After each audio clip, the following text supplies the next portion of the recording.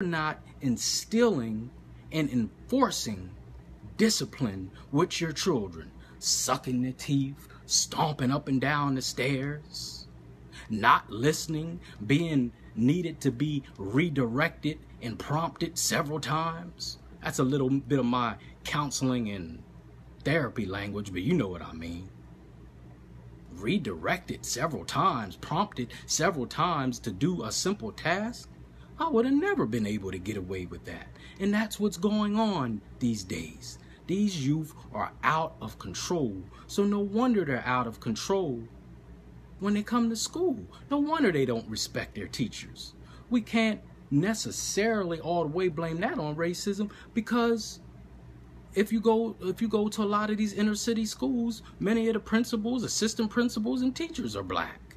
So we can no longer say, oh, well, the teacher treated me that way because she was white. Hell, a lot of these teachers are black now. A lot of the principals are black. They don't respect anyone because they don't respect their own parents or grandparents or whoever's taking care of them.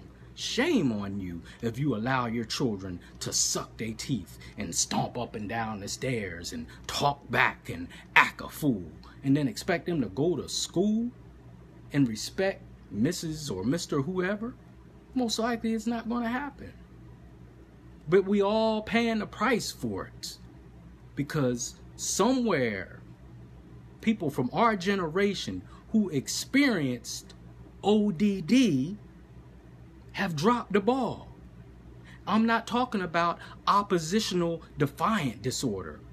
I'm talking about over-disciplined disorder. That's what I had when I was coming up. ODD, over-disciplined disorder. My dad didn't play. I remember one time I was getting ready, and I'm sure y'all experienced this before. I was getting ready to go out to the playground and do my thing, and right when I got to the front door, my dad called me back. I'm saying to myself, what does he want? I go back and say, yeah, Dad. He said, I need you to vacuum them steps. I'm saying to myself, now I've been sitting here the last 2 hours, and right when I'm ready to go out, you want me to vacuum the steps? This is what I'm saying to myself. And he heard me take one of those breaths and suck my teeth. Man, he about knocked me down the steps. I never did that again. And if I did, I made it so discreet, he didn't know nothing about it. Now it's the call of the day for children to suck their teeth, and I just don't understand it. And most of the time it gets worse before it gets better. And then they start testing the boundaries in the line. Well, if I got away with that, now I can get away with cussing my parents out. Remember what Proverbs 20:20 said in the Bible. Not a theology class. I'm just trying to bring reality to you. If you curse your mother or father, your lamp will be put out and you will be in utter darkness. That's in Proverbs chapter 20, verse 20. What has happened to us that we now allow our children to be so damn disrespectful?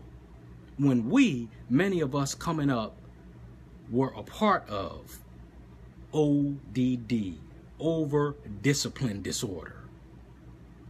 What happened? And then we wonder why these children are so disrespectful in school, and they have no respect for each other. Why don't you have them read something of some substance? You see that? The history they never taught you, the black history that they never taught you in school, talks about the pyramids and the many contributions of our people. What they never told you. And won't you show your children this instead of letting them watch games that promote crime and violence? That they're 18 years old. 16 to 18,000 murders by the time they're 18 years old. Those video games, letting them watch Michael Myers and Jason and all kind of crazy movies that ain't going to teach them nothing but how to be a criminal, but how to desensitize them, but how to create an atmosphere and a feeling and a mood inside them where they lack empathy for each other, compassion. That's why they can just kill each other like that. They see it on TV all the time. What has happened to us? The killings in this city are out of control. And abroad, it's everywhere. Remember, I've said that before. If one black community has a problem, another black community that ain't even came in contact with that black community got the same problem. It's just to what degree. We are suffering from the same thing no matter where we are, which shows that some of this is set up. It is a blueprint for us to fail.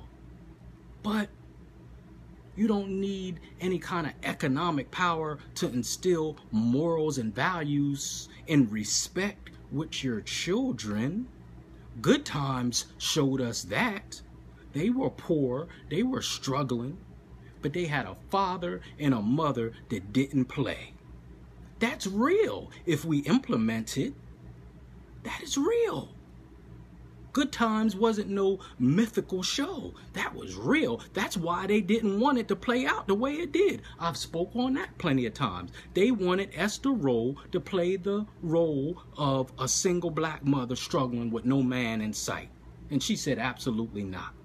That's how James Evans, better known as John Amos, came into the picture. But the demons still got their way because they bumped him out the way 2-3 years in the show, and he had an accident and he was moved out the way. But we got the idea. They didn't have a lot of resources, but they had structure, they had love, and they were together. That is real. We have lived it. Us 70s babies. But what has happened since the 70s? I know about crack, the systemic racism, but I'm saying we don't need a whole lot of things to instill morals and values in our children. Basic respect. Honor your mother and father and your elders so your days will be long upon the land. You are chopping years off of your life when you disrespect your parents and when you disrespect elders, especially elders who deserve respect. And if you love your children so much, you are taking years off of their lives by allowing them to be disrespectful to you, which will in turn, they will think it's okay to be disrespectful in the community.